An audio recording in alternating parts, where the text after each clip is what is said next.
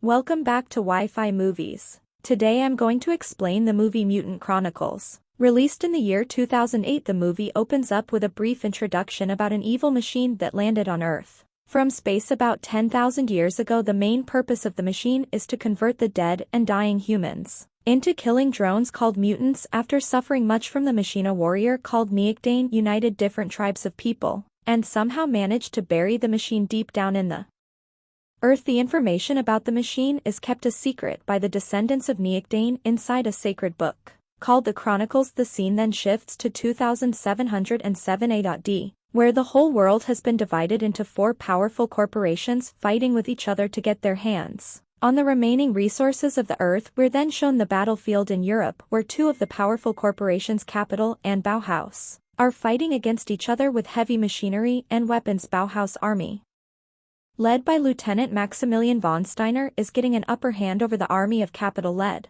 and supervised by Captain Nate Rooker. While Nate is checking on his soldiers and motivating them to stay strong, Lieutenant Maximilian orders his army to march towards the Capital's borders. However, they're unaware of the fact that their battlefield actually includes the machine buried underneath them. Later, Nate catches up with Sergeant Mitch Hunter, who explains to him about the incoming troops of Bauhaus and their heavy weapons. He also collects the name tags from the dead soldiers and keeps them safe with him. Mitch then informs Nate that the Bauhaus can attack them anytime soon. Shortly after, Nate spots Bauhaus army near them with the help of a telescope and suggests his soldiers get ready for the fight. Capital troops fire a cannon to the Bauhaus army, but unfortunately, it causes the seal of the evil machine to be exposed. The Bauhaus army also fights back with grenades and poisonous gases and invades the area of the Capital troops. During the commotion, Mitch saves Nate from getting shot, and at the same time Nate also returns the favor. Right then, Nate asks Mitch to take care of his daughter in case something happens to him in the battle. Because of the heavy bombardment between the two troops, the seal of the evil machine breaks, releasing the deadly mutants. The mutants start attacking the Capital troops with their sharp-pointed arms, killing them instantly. The Bauhaus army also finds a pile of dead Capital soldiers and are shocked to see how brutally the soldiers have been killed. While they're analyzing the dead bodies, the mutants attack them from behind and kill them. On the other hand, Nate and Mitch also find the body parts of their soldiers floating and assume that Bauhaus are killing their soldiers mercilessly. In the next scene, Steiner and Nate find each other and decide to face off using only a soldier knife. In the meantime, a larger number of mutants have managed to climb out of the machine and have already started attacking the soldiers. Both Nate and Steiner are supported by their men, but unfortunately all of them are killed by the mutants one by one. Jesus, one of the Capital armies, is severely injured during the crossfire. To kill the mutants, Nate finds a machine gun and starts shooting mutants. Meanwhile, Mitch carries Jesus to a rescue ship and yells out for Nate. Unfortunately, Nate gets outnumbered by the mutants. After the bullets of his machine gun run out, he shouts at Mitch to leave without him, and the rescue ship takes off. In the following scene, the news of the mutants escaping reaches one of the descendants of the Neakdanes named Brother Samuel. He, along with a female monk, Severion, opens the book of the Chronicles and reads it out to the other monks. Meanwhile, the mutants are dragging the dead and injured soldiers towards the evil machine for the sole purpose of changing them into deadly mutants. Inside the Chronicles, it is also written that if the humans follow the path of the Neakdanes, they will be able to restore peace on Earth. The scene then fast forwards 6 weeks, when the mutants have successfully invaded the Capital's defenses. Despite all of their cooperations working together, they are unable to stop the mutants. To fulfill the prophecy, Brother Samuel visits all of the corporations and their ambassadors with the pledge of providing him with 20 brave soldiers and a ship who will fight against the mutants. The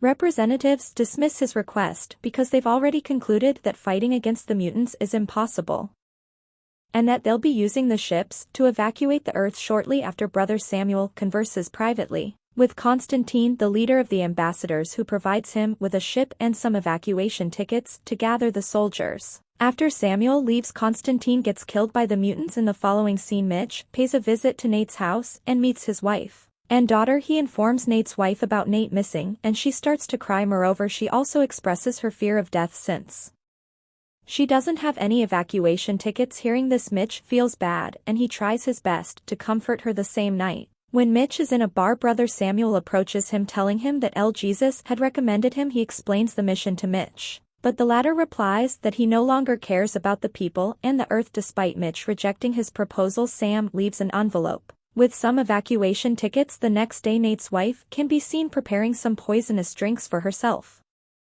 and her daughter. Right then, the envelope with the evacuation tickets arrives at their door. This brings a smile to their faces shortly after it has shown that Brother Samuel has successfully managed to assemble a team for the mission. Mitch also arrives there and gazes around the room to take a look at the other members of the team: L. Jesus Steiner, Severian, Fearless Beauty Valerie Duvall, Stoic Warrior Corporal Juba Kimwa, and lastly Imperial Captain John Maguire. The team is then informed that they need to reach the machine through the tunnels and destroy it. Further, they explained that they need to fit a part of the machine to detonate it along with a key which the group believes is hidden in the machine itself. At last, the team is warned that if their mission fails, everyone on Earth will be killed by the mutants and they will rule over the Earth forever. After some time, Steiner takes the whole team to a room where they have kept a mutant tied. He tries to demonstrate the methods about how one can eliminate the mutants, but Valerie Duvall nearly gets attacked by the mutant. In return, luckily, Severian fights bravely with her sword and stabs the mutant to death. After this, Steiner informs the team that the mutants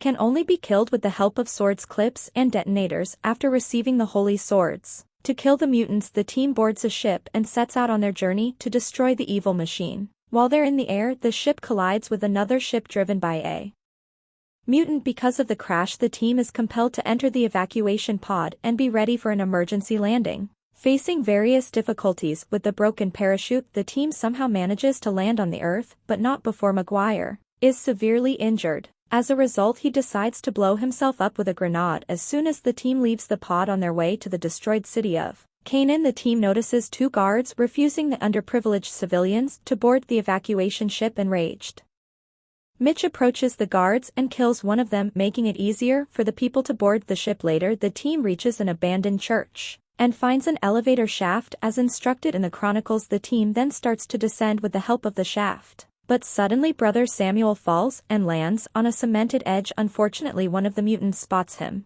and attacks him. Mitch comes to his rescue and kills the mutant. Because of the firing, more mutants are attracted to the place. In no time, the whole team can be seen fighting against the mutants elsewhere, while Juba is on top of the elevator platform, trying to get away from the mutants. A sudden explosion causes the platform to fall on top of some of them. Miraculously, the mutants get back on their feet, ready to fight with the team again. Right then, an injured Juba sneaks out his hand from the ruins and drops a grenade between the mutants. The explosion kills all mutants around the team along with Juba himself for a short time. The team mourns over Juba's sacrifice and continues their mission. Soon they succeed in finding an underground tunnel and walk through it. On the other side of the tunnel, they see the mutants dragging humans towards the machine. Suddenly, Mitch spots Nate among the ones being dragged. Despite the team suggesting him to stay together, Mitch descends the rocks to save Nate, and the rest of the team is compelled to continue their mission without him. Later, Mitch approaches Nate and informs him that his girls are safe and that he has provided them with the evacuation pass to Mars. After some talking, Mitch realizes that Nate cannot survive for long, so he shoots him and ends his misery. On their way towards the heart of the evil machine, Steiner slips from a narrow rock passage and is about to fall on top of the mutants. Others try to pull him, but rather he hands them his bag containing the parts of the machine required to detonate it and falls to the ground. Seeing him in this situation, other team members also jump to the ground to fight against the mutants. Soon Steiner is stabbed by one of the mutants while L. Jesus's gun explodes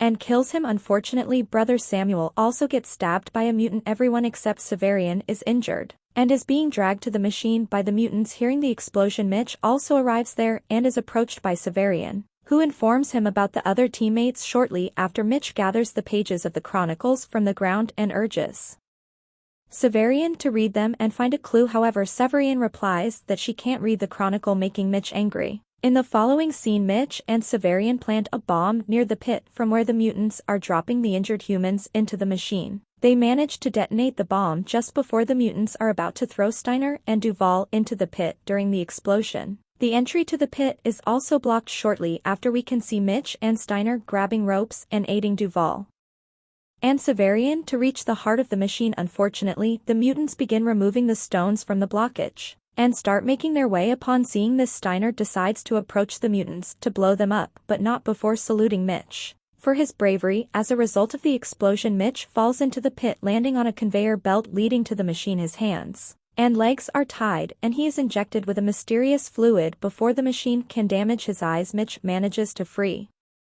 himself and shoot right into the machine, giving him ample time to run away. Shortly after, Mitch can be seen approaching Duval and Severian, who are at the heart of the evil machine. At first they're shocked to see Mitch like one of the mutants, but when he asks for the detonator, they believe him to be his normal self. After that, Severian and Duval guard the passage to the heart of the machine, while Mitch successfully fits the device into the machine but fails to fit the detonator. Meanwhile, brother Samuel, now fully transformed into a mutant, arrives there and attacks. When she hesitates to attack him, Samuel takes the opportunity and stabs her to death. Duval is also overpowered by one of the mutants, causing her to fall from the edge. In the final showdown, Mitch and brother Samuel fight with each other while Mitch discovers a clue to the detonator's key. He finds the pattern of the key on the top of his sword and stabs brother Samuel with it. Mitch then twists the sword to activate the detonator of the machine. In no time, the machine starts collapsing. Brother Samuel then suggests Mitch to jump from the platform and have faith. Mitch follows his orders and lands into a lake. He looks upward to see the machine launching back into space. Despite his lack of belief in a faith, Mitch becomes the one to save mankind. That was all from the video. I hope you liked it. Subscribe for more content like this and hit the like button to help us out. Also leave a comment if you want us to explain your favorite movie. Until next time, take care.